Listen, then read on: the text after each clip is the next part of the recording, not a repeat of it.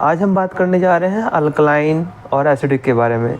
यानी कि अल्कलाइन को बोलते हैं हिंदी में क्षार्य और एसिडिक को बोलते हैं अम्लीय। तो हमें ये समझना पड़ेगा हमारा जो शरीर है उसमें जो कुदरती रूप से प्राकृतिक रूप से 80% क्षार्य रहता है और 20% अम्लीय रहता है। 80% अल्कलाइन और 20% एसिडिक। अब प्राकृतिक रूप से तो यही है, प्रकृति के द्वारा यही ऐसे ही बनाया गया है।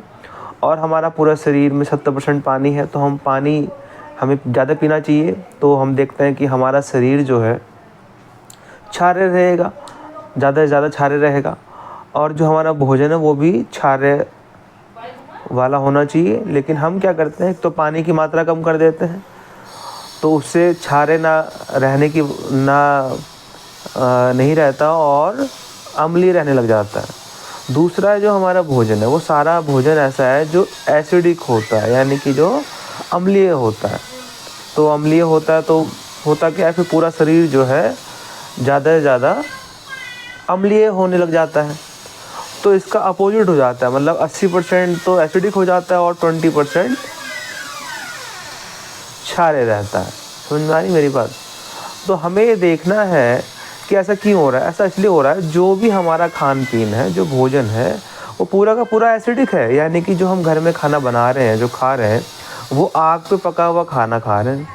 जो भी भोजन आग पे पक जाता है वो अम्लीय हो जाता है, एसिडिक हो जाता है। ये हमें समझना है। इसी वजह से हम देखते हैं कि जो बीमारियां हैं वो हमें होती हैं, बीमारियां चाहे किसी प्रकार की हों।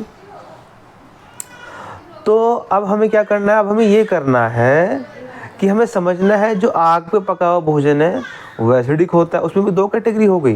पहला तो है आग पे तो पका है लेकिन वो कम तला भुना है। अब उसमें हम कहें कि जैसे उबला हुआ भोजन है, आग पे पका है, ठीक है, तो एसिडिक है, ठीक।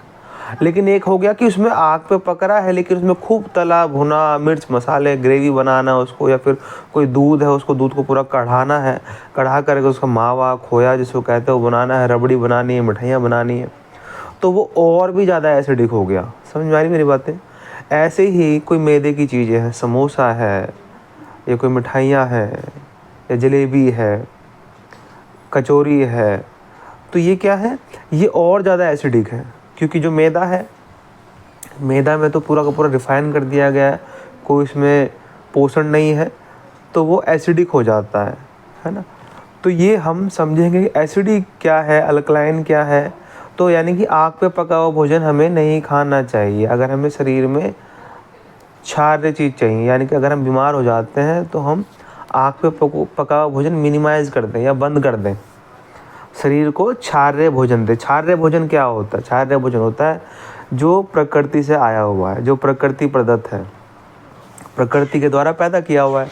उसमें क्या होता है, उसमें सभी प्रकार के फल होते हैं, चाहे केला हो, मौसम्बी हो, अनार हो, संतरा हो, कीनू हो, चीकू हो, अनानास हो, सेब हो, है ना। इस तरह की जितनी भी तरह के फल हैं वो सब क्षार्य कहलाए जाते हैं क्योंकि प्रकृति के द्वारा पैदा किए गए हैं।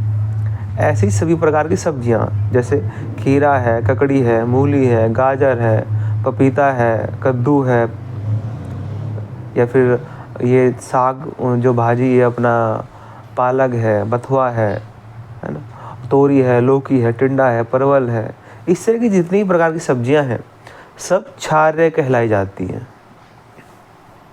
अब ऐसे ही जो चना है, मूंग है, मूंगफली है, और इस तरह की जो चीज़ें हैं, जो दालें आती हैं, दाल में जो आते हैं, तो जो दाल है वो सब क्षार्य, लेकिन वो जब अगर हम उसको पानी में भिगोएंगे और भिगोने के बाद उसको हम अंकुरित करेंगे तो क्षार्य है, लेकिन अगर उसको आग पे पकाएंगे तो वो एसिडिक हो जाएगा, है ना। या जितने हमारे ड्राई फ्रूट्स हैं, उसमें काजू, बादाम और अखरोट, चिलगोजा, कद्दू के बीज, मुनक्का, किशमिश, इस तरह जो भी चीज़ें हैं वो भी सब क्षार्य हैं। तो लेकिन अगर उनको सूखा खाएगा तो एसिडिक है, और अगर भिगो के खाते हैं तो क्षार्य है, इस तरह से। या हरे पत्ते जितने प्रकार के हैं वो सब क्षार्य हैं। जब हम उनको पीते हैं, हरे पत्तों का जूस, वो सब क्षार्य, नारियल पानी क्षार्य है, कोई जूस है अनार का है, चुकंदर का है, वो सब क्षार्य हैं। ये सब क्षार्य की श्रेणी में आते हैं। इनको आप लेंगे तो आपकी जो गंभीर बीमारियां वो ठीक होती हैं। और एसिडिक जो भोजन है, अम्लीय जो भोजन है, उसको हम बंद कर देंगे, बिल्कुल बंद कर देंगे। तो हम देखेंगे जो बहुत गंभीर बीमारियां हैं उनमें आराम आएगा निश्चित रूप से, ये हम समझेंगे। किसी प्रकार का कोई प्रश्न है तो हमारे कमेंट बॉक्स में लिख सकते हैं, और अगर पर्सनल कंसल्टेशन हमसे चाहिए तो भी हमसे बात कर सकते हैं। नमस्कार।